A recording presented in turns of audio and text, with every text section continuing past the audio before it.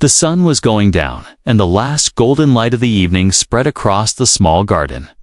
The man bent low over the soil, his hands covered in dirt, his eyes fixed on the row of tomatoes he had worked so hard to grow. He loved this garden. It was his pride, his little piece of peace in a world that was often loud and harsh. The leaves swayed in the gentle wind, the red fruits shining like little suns among the green. He smiled to himself, thinking about how tomorrow he would pick the ripest ones for dinner. But then, something strange happened. From behind the wooden fence came a soft noise. It's almost like a whisper, almost like a breath. At first, he thought it was just the wind. Or maybe a rabbit sneaking in to nibble at the plants. He stood still, listening, the shovel heavy in his hand. There it was, again a rustle, a quick movement. The sound of leaves brushing against skin. The man frowned, his heart beating a little faster. Quietly, he stepped closer to the fence. The shadows grew, darker as the sun dipped lower. The man could hear his own breath now, slow and careful. And then he saw it. On the other side of the tomato plant, half hidden in the green, was a figure, not a shadow, not a rabbit, not anything he had ever seen before. It was a woman, but her skin glowed faintly blue. Like the reflection of moonlight on water, her long dark hair was wet, clinging to her face. Her eyes wide and shining with something between fear and hunger. Her hands moved quickly, pulling at the tomatoes, clutching them close to her chest. She looked like a thief, yet nothing about her was ordinary. The man froze, his mind racing. Was this real? Or was he dreaming? He had heard stories in town. People whispered about strangers hiding in the woods. They spoke of beings from the stars, refugees from some faraway world. But no one had ever seen one up close, until now. The woman turned her head suddenly, and her eyes met his, for a moment. Everything went silent. The garden, the trees, even. The wind seemed to stop. Her eyes glowed faintly, not like human eyes, but deeper, sharper. Filled with a strange light, she gasped and froze, holding the tomatoes tight. Her whole body trembling, the man gripped the shovel harder, unsure what to do. Should he shout? Should he chase her away? Should he call someone? But before he could act, the woman dropped to her knees. The tomatoes rolled to the ground, red against the dark soil. Her voice cracked as she whispered, "Please." The word was broken, heavy, desperate. It was not just a thief's voice. It was the voice of someone begging for life. And then, two smaller figures appeared. From behind the plants, two children crawled forward. Their skin the same faint blue. As hers, they were thin, their faces pale, their eyes too big for their small bodies. The little ones looked at him, not with anger, not with challenge, but with silent pleading. The woman pointed weakly at them and said in broken words, "My children, hungry." The man's breath caught in his chest. This was no simple theft. This was survival. He felt anger rise inside him. These were his vegetables, his food, his work.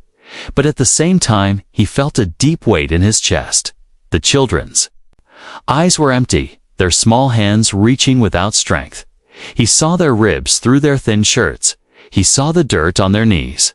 And he knew they had nothing. Still, his heart fought against itself. What if helping them brought trouble? What if others found out he had seen them? What if they came for him too? No one in the town would forgive him for hiding aliens. No one would care that they were children. They would call it dangerous. They would call it betrayal. The woman bowed, her head pressing her forehead against the ground. The tomatoes lay between them like an offering. Her voice shook as she whispered again, "Please. Human, help." The garden seemed to hold its breath, waiting for his answer. The man stood frozen, the shovel heavy, his chest tight. He had never imagined this moment, never thought his quiet garden would turn into a place of choices bigger than himself. The sky grew darker, and a single star appeared above the fence. The children's eyes reflected it, glowing faintly as they watched him. The woman's shoulders shook, her body trembling from fear or hunger or both. The tomatoes glowed bright, red in the fading light, a symbol of life, of hope, and of risk. The man's hand loosened on the shovel, but his mind was a storm. One step forward would change everything. One word could change all their fates, and as the night crept in, the man realized this was not just about stolen vegetables. It was about something far greater, something that could not be undone. The choice stood before him, silent and heavy. Would he send them away into the darkness, or would he open his heart and let them in? The garden was no longer just his. It had become the border between two worlds, and he was the only one who could decide what happened next. The woman stayed on her knees, her forehead pressed to the dirt, her thin hands shaking as they clutched the fallen tomatoes. Her voice trembled as she whispered again, "Please, my children are hungry." The words were broken, heavy, almost painful to hear. They carried more than hunger. They carried fear, loss, and desperation. The man stood frozen, his shovel still in his hand, his heart racing. He looked at the two children standing behind her, their small bodies shivering in the cool night air. The boy could not have been more than 3. The girl, perhaps 5. Both stared at him with wide, glowing eyes, not daring to move closer, not daring to run away. Their clothes were torn, their knees scraped, their lips dry. They looked as if they had been walking for days without food or shelter. The man swallowed hard, the weight of the moment pressing down on him. These were not just strangers. These were beings from another world. Every instinct told him to be cautious, to be careful, to protect himself.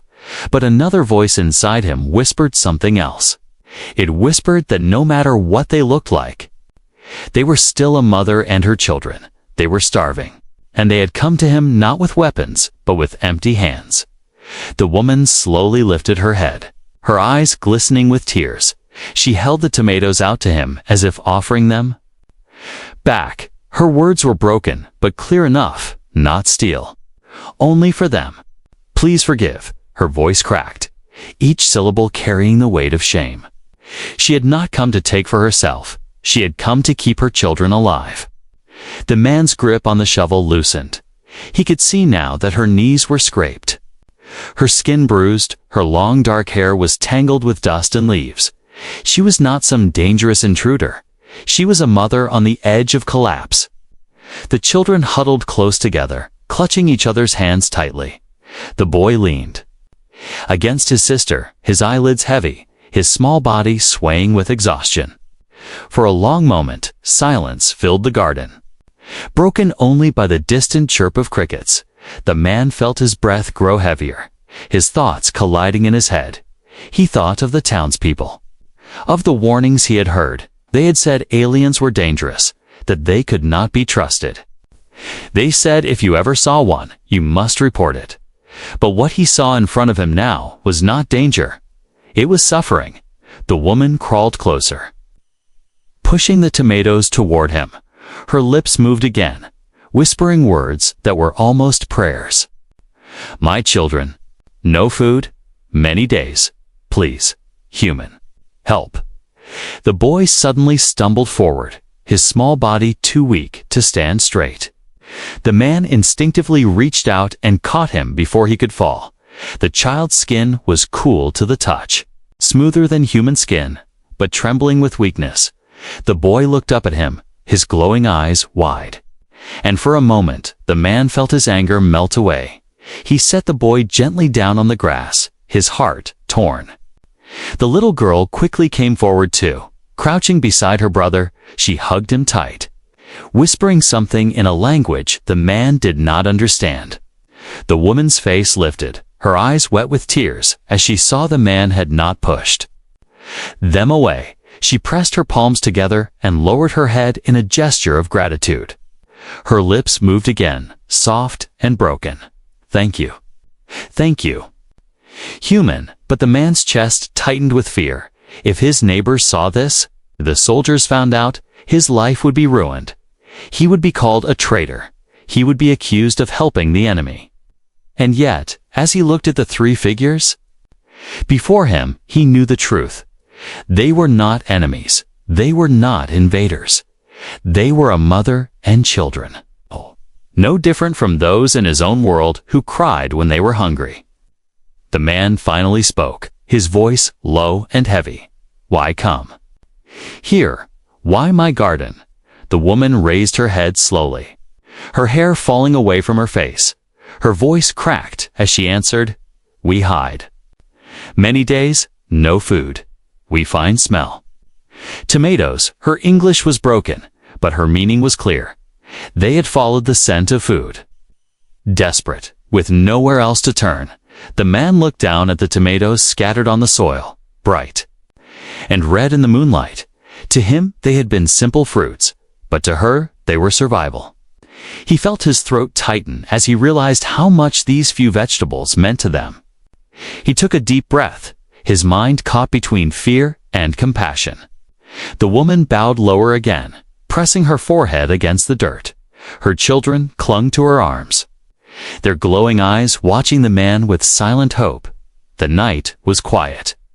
The stars now filling the sky. It felt as though the whole universe was watching this small garden. The man's choice was heavy, more heavy than the shovel in his hand. Would he follow fear, or would he follow his heart? The woman whispered. One last time, her voice breaking with desperation. Please, human, do not send us away. The man's chest ached, the decision pressing down harder than ever. He had not asked for this. He had not prepared for this. But the moment had found him, and he knew his answer would change everything. The children waited. The woman waited, the stars waited, and the garden held its breath. The man stood still in his garden, the cool night air pressing against his skin. The alien woman remained on her knees, her hands still holding out the tomatoes, her children clinging to her arms. The silence between them felt heavy, too heavy. Like a rope pulling in two directions, in his heart, a storm raged. One side told him this was wrong, that he could not let them stay. The other side whispered that he could not turn away from their hungry faces. His mind filled with voices. He heard the words of his neighbors, their warnings, sharp. They are dangerous, they had said. If you see them, report them. Don't think twice. He remembered the posters nailed to the walls in town. Posters with bold letters, report alien sightings. Protect your world. He remembered the soldiers with their cold eyes, searching, watching, always ready. If they found out he had helped one, they would not care about reasons. They would call him a traitor, and traitors did not live long. The man's grip tightened on the shovel again. He looked at the woman, her glowing eyes lowered, her voice soft. Please. Only for children, she whispered. Her words were broken, but her meaning was clear. She was not here to harm. She was here because she had no choice. Still, his anger burned. This was his garden, his work, his sweat in the soil, and yet here. She was taking what was his without permission. What if she came back again? What if more like her came? He imagined his garden empty, his home exposed. His neighbors turning against him. Fear clawed at him. Fear that he could not control. The little boy suddenly coughed. A dry, hollow sound. The man's heart skipped. The girl quickly rubbed her brother's back, her small hands trembling. The woman reached for him too, her face filled with panic. The children were weak. They were fading, and the man saw this. With his own eyes, his anger struggled against his pity. And the two fought like fire and water inside him. He stepped back, his breath heavy. Why here? He asked again, his voice sharp. The woman lifted her head slowly, her eyes glistening. She touched her chest with one hand, as if pointing to herself. Nowhere. No home, she said, her words broken but heavy. She pointed to the sky, her hand trembling, lost. Run, hide. Many days, the children clutched her arms tighter, their eyes never leaving the man. The truth was clear. They had been running for their lives. The man felt the weight in his chest grow heavier. He wanted to turn away, to tell them to leave, but something stronger held him still. The way the boy leaned against his sister, the way the girl held her brother close, the way the mother bowed her head again, too proud to steal, but too desperate not to beg. It all tore at his heart, and yet the danger was real. If anyone saw them, if anyone even suspected, everything would end for him. He imagined soldiers marching through his garden, breaking down his door. He imagined his neighbors pointing at him, calling him a traitor. The thought made his stomach twist. The woman pressed her forehead to the ground once more. "Please, human. Only tonight, only little food," she whispered. Her voice cracked as though each word cost her something. The boy leaned against her side. Too weak to stand, the girl's small hands reached forward. As if offering her own life in exchange for mercy, the man turned away for a moment, unable to bear the sight. But when he closed his eyes, all he could see was their faces. All he could hear was her broken voice. His anger returned, but now it was mixed with something else, a terrible frustration, a helplessness. Why had this happened to him? Why had they come to his garden?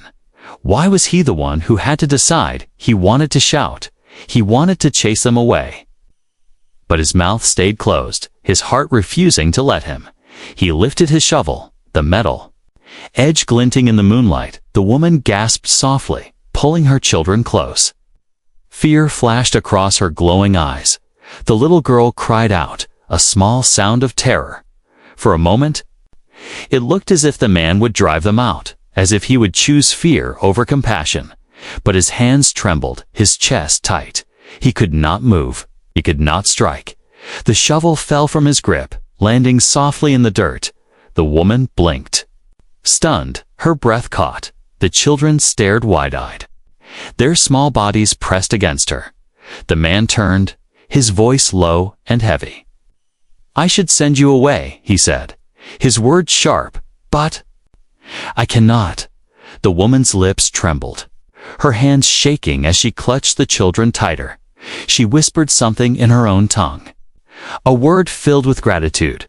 The boy closed his eyes, his body sagging with exhaustion.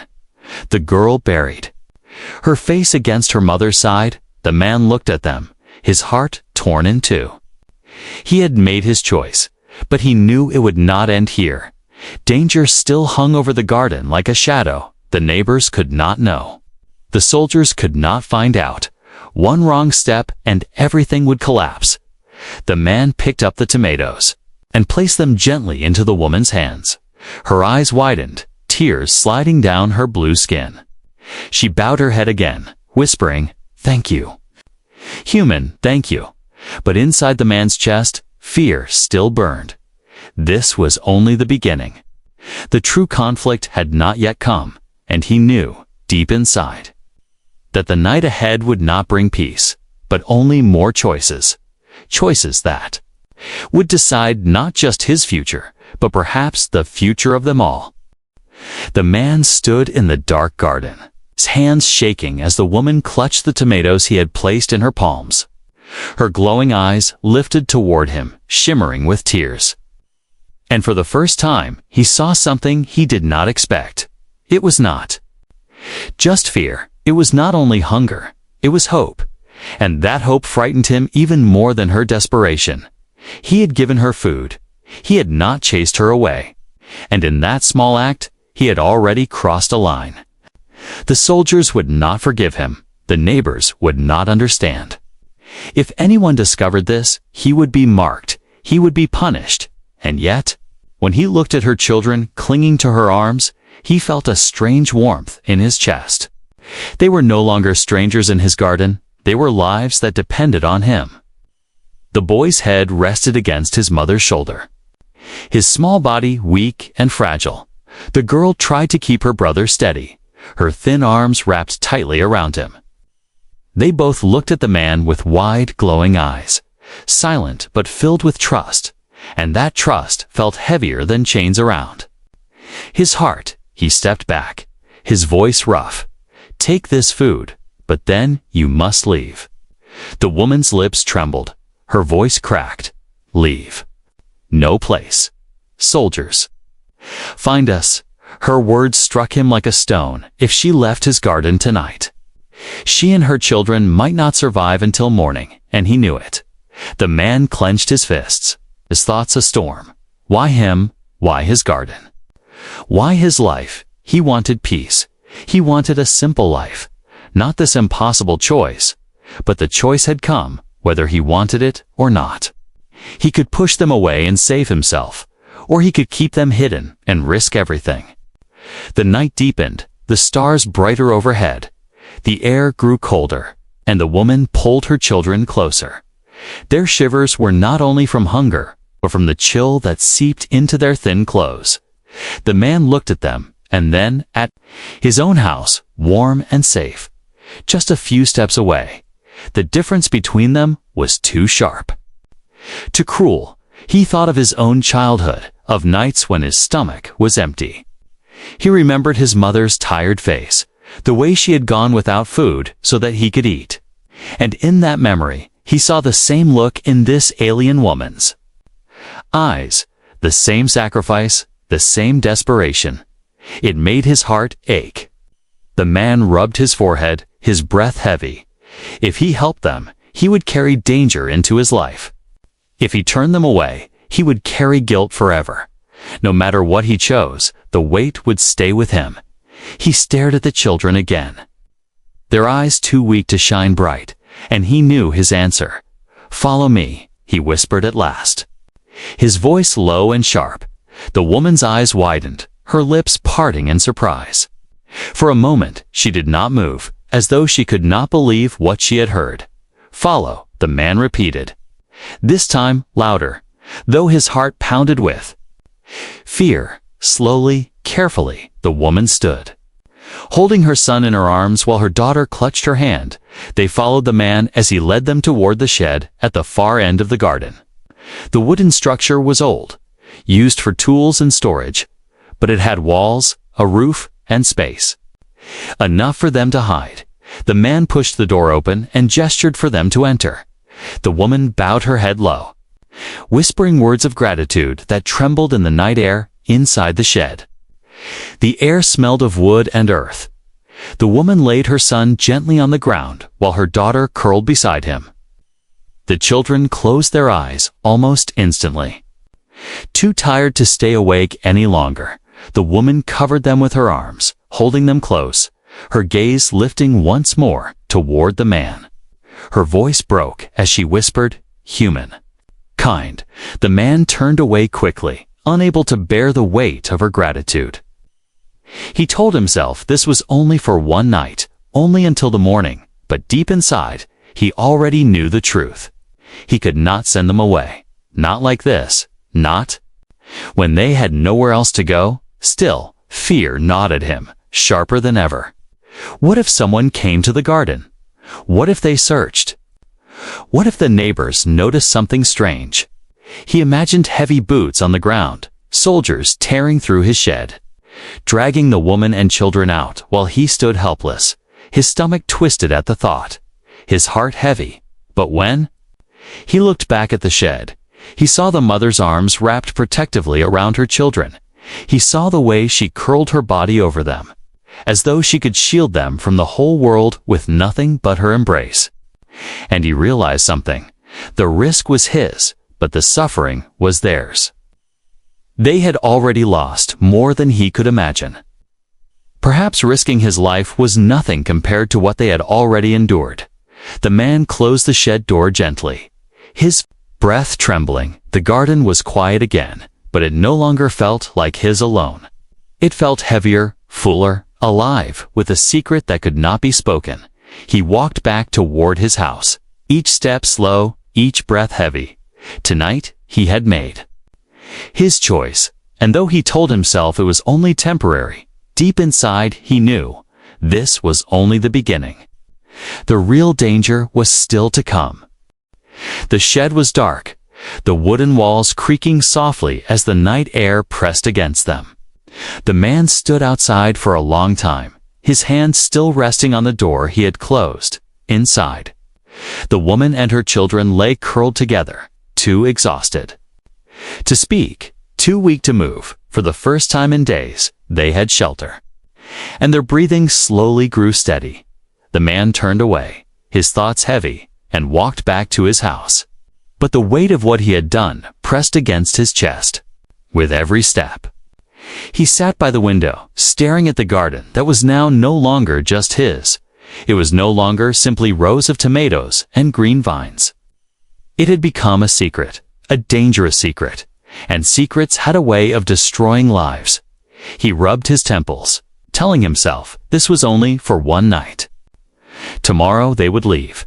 Tomorrow he would not carry this burden. But deep inside, he knew it was a lie. The first light of dawn slipped into the sky, pale and gray. The man rose from his chair and walked to the shed, his heart pounding. When he opened the door, he saw the woman awake, her children still sleeping beside her. Her glowing eyes met his, tired but watchful. For a long moment, they said nothing. Then she lowered her head in respect, whispering, "You saved us." "Thank you." The man frowned, his voice hard. "You cannot stay here." The woman nodded slowly, as if she already expected those words. But then she lifted her hand, and in her palm was something small. Something glowing. The man's eyes narrowed as he leaned closer. It was a device no larger than a stone, glowing faintly with soft blue light. "What is that?" he asked, his voice sharp. The woman looked at him, her voice low. "Hope." He stared at her, unsure if he had heard correctly. She held the device carefully, as if it were alive. "This," she whispered, "can make food grow.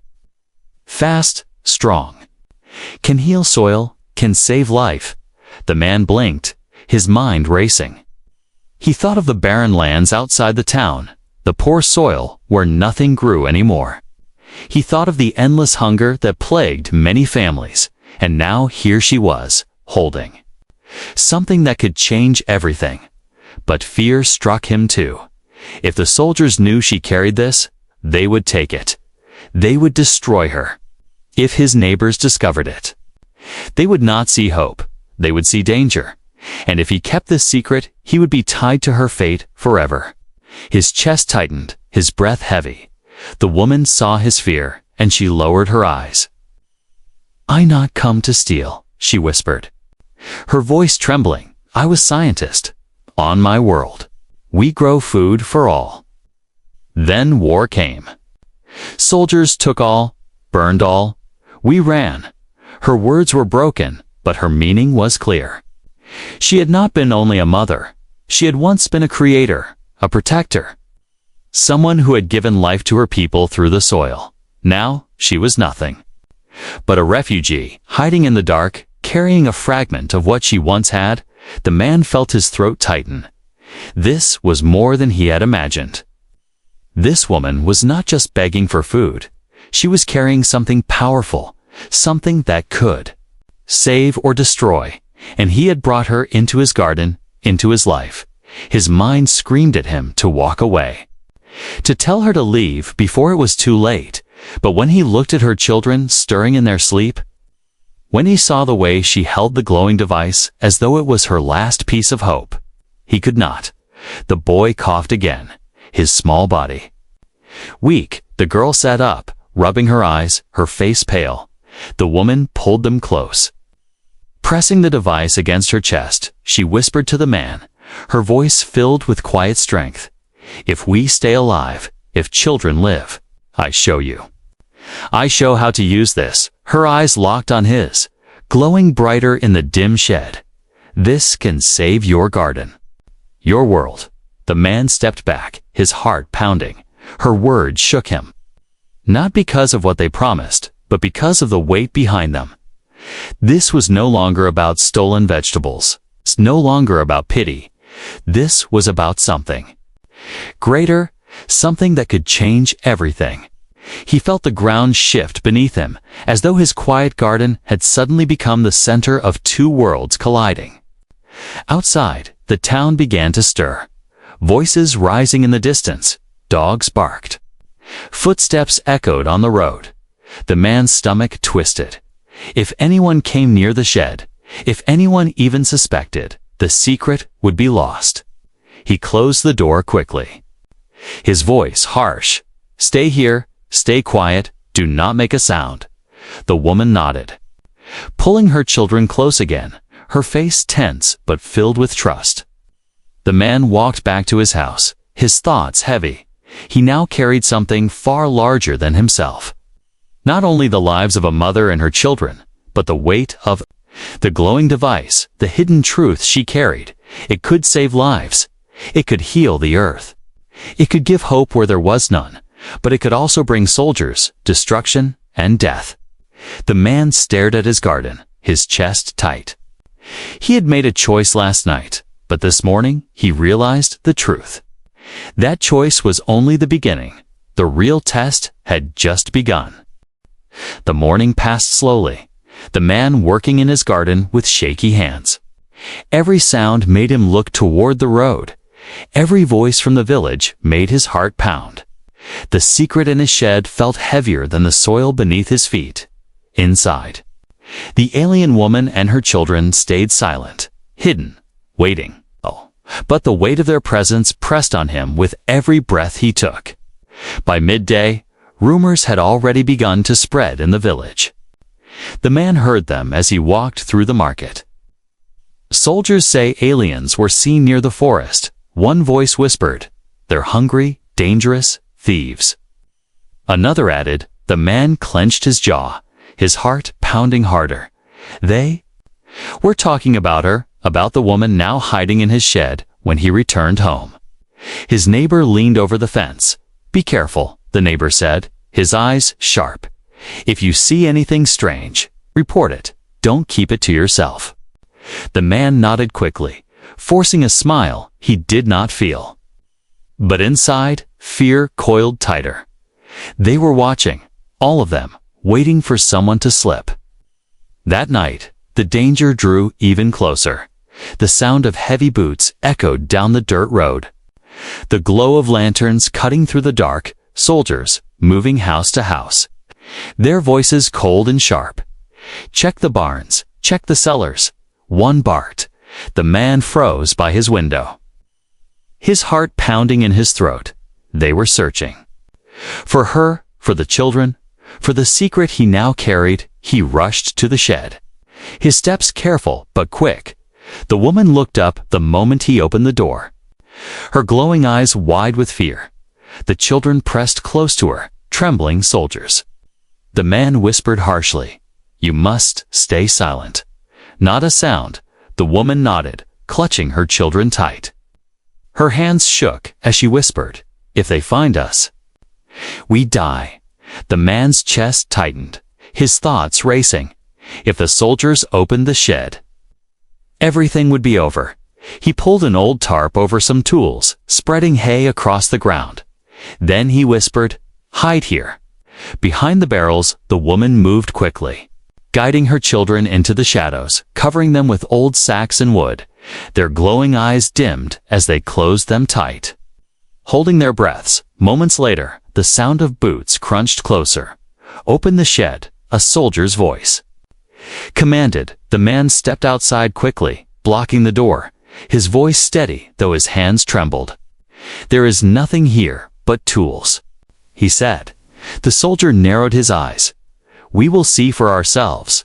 He pushed past the man, swinging the shed door wide. The man's heart hammered so loudly he thought the soldiers would hear it. Lantern lights spilled inside, shining across the barrels, the hay, the tools. The soldier stepped inside, his boots heavy on the wooden floor. He lifted the tarp, kicked at the hay, his eyes sharp, searching. The man held his breath, every second stretching like an eternity. The soldier frowned, muttering, "Empty." He turned back to the man, his expression suspicious. "Have you seen anything unusual?" he asked. The man shook his head quickly. No, nothing. The soldier stared at him for a long moment, his eyes cold. Then finally he spat on the ground and left, calling out to his unit, "Move on. Nothing here." The sound of boots faded into the night, the lantern glow disappearing down the road. Only when silence returned did the man let out the breath he had been holding. He closed the shed door and turned, his chest still heaving.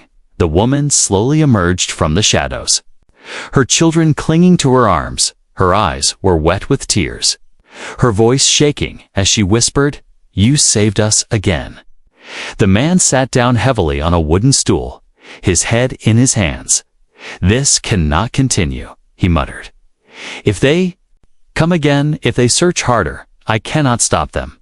The woman knelt before him, her voice soft but strong, human. "I did not want this. I only wanted food for my children." She lifted the glowing device from her clothes, holding it out once more. "With this, I can make your garden grow more. I can give more food. I can help you, help your people." The man stared at the device, its faint blue glow lighting the dark shed. It looked fragile, yet powerful. He thought of the hungry families in the village, of the barren fields where nothing grew. He thought of the soldiers who would kill for something like this. His heart twisted with fear and temptation. "Why show me this?" he asked quietly. The woman's eyes locked on his, her voice trembling but filled with resolve. "Because now our lives are tied. If we live, you live. If we die, you carry guilt forever." Her words were sharp, and he knew she was right. The moment he had chosen to give her food, their fates had become one. That night, he could not sleep. Every sound outside made him sit up. Every shadow made him grip the shovel by his bed. The soldiers would return, he knew it. The neighbors would grow suspicious. He had crossed a line, and there was no way back. The danger was no longer at his door, was inside his shed, inside his life. But when he looked out the window and saw the faint glow from the shed, when he remembered the woman's trembling voice, the children's hungry eyes, he felt something stronger than fear. It was responsibility. And with it came the knowledge that his choices were no longer only about himself, they were about all of them, and perhaps about the future of both worlds. The night was darker than any before, the stars hidden behind thick clouds. The man sat by the window, his hands gripping the edge of the table, his eyes fixed on the shed at the far end of the garden. Inside that shed lay the woman and her children. The glowing device, and the secret that now tied his life to theirs. He could not rest. He could not breathe without the weight of fear pressing against his chest. He thought of the soldiers, their lanterns cutting through the night like knives. He thought of the neighbors, their eyes sharp, their words poisonous. One slip, one whisper, and everything would be over. And yet, as dangerous as it was, he could not bring himself to turn them away. They were part of his world now, whether he had chosen it or not. At dawn, the woman stepped out of the shed, her children still sleeping inside. She carried the glowing device in her hands, her face calm, but her eyes filled with determination. "Human," she said softly, "I must show you truth." The man frowned, his chest tightening. "What truth?" She raised the device. The soft blue light spilling across the garden. With a hum, it pulsed, and the soil beneath the tomato plants seemed to shift. New shoots sprouted, green and strong, rising from the earth as though days of growth had passed in only moments. The man staggered back, his eyes wide. "What is this?" he whispered. The woman's voice trembled but carried pride. "Life. My people created this to end hunger, to heal worlds. But war came, and now only this is left." She looked at him with pleading eyes. "I give this to you, but you must protect us. For if they take it, all will be lost." The man's heart pounded. This was more than food, more than survival. This was power, a gift that could change everything. But gifts like this brought danger, and already danger was circling. as if summoned by his fear. Voices rose on the road, the sound of boots, sharper this time, louder. The soldiers were back. Their voices hard and cold. They were seen near here. One barked. Search every house, every shed. No mistakes this time. The woman froze, clutching the device close. Her glowing eyes filled with dread. The man grabbed her arm, his voice low and urgent. Hide. Now, take the children. Go to the woods behind the shed. Her lips parted. And you? I will stall them, he said firmly, though his stomach twisted with fear. The children stirred as she woke them. There, small hands clutching hers. They moved silently into the woods. The woman glancing back once, her eyes locking with his. It was not just gratitude in her gaze, it was trust, deep and final. The trust of someone who had given him everything she had left. Moments later, the soldiers arrived, their lanterns bright, their rifles gleaming. Open your shed, the captain barked. His eyes sharp, the man stood firm, his voice steady, though his heart thundered. There is nothing inside but tools. You have already searched. The captain sneered, and yet rumors spread. People say you act strangely. You hide something. The man's chest tightened. He knew if they stepped inside now, they would see the new growth. The soil too alive, too strange. He had only one choice. He picked up his shovel, his grip tight, and stood in the doorway, blocking their path. You will not find anything here, he said, his voice sharp. The soldiers laughed, but there was no humor in the sound. Step aside, farmer, or you will regret it. The man's hands shook.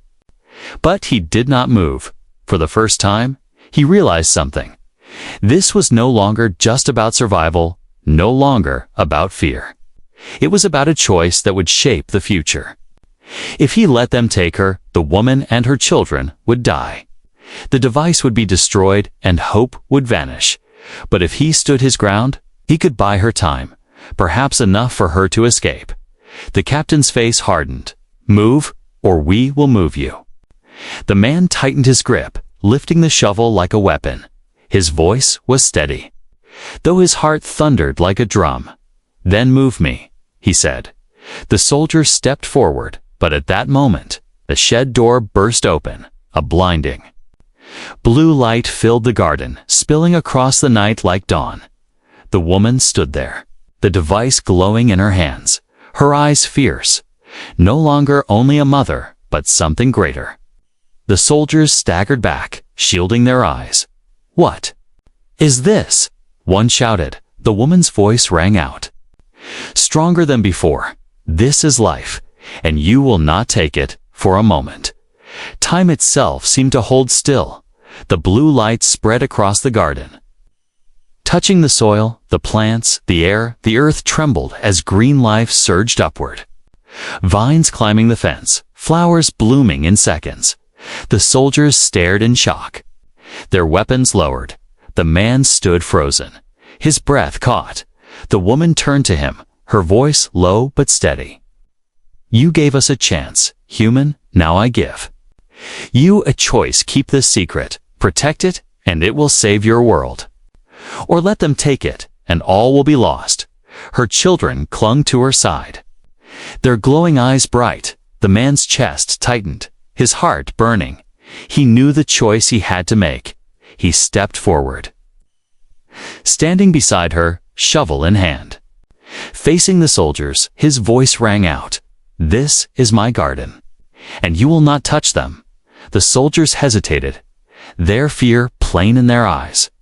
The blue light grew brighter, wrapping the garden in a shield of living green. And in that moment, the man realized something. He was no longer only a farmer, no longer only a man with a garden. He was the guardian of a secret, the protector of a future. And his choice would echo far beyond his fence, far beyond his world. The night was filled with silence once more. But this silence was not fear. It was the silence of something new, something powerful, something unstoppable. The hidden truth had become a weapon, and the man had chosen his side.